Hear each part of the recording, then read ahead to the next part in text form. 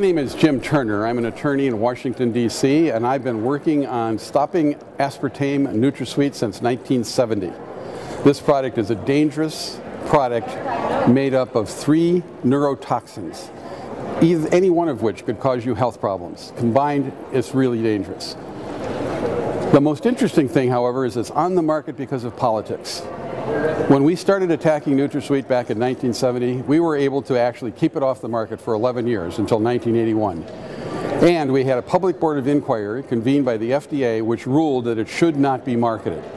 The data showed it was likely to be a cancer-causing chemical. This was in 1980.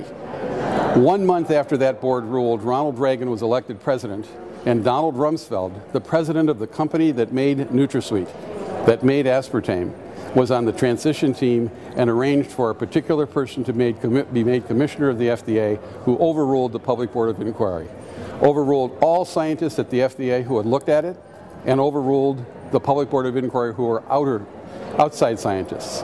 So we have here the combination of political toxicity and biological toxicity working together and creating serious problems. After that product went on the market, the number of glioblastomas, the cancerous tumor that showed up in the brains of mice in the studies we were relying on, increased by 10% in the United States in the human population. All in all, it's a horrendous story. Be sure to check everything out about it, and if you feel that you're having any kind of symptoms, get off it for a month and see if they go away.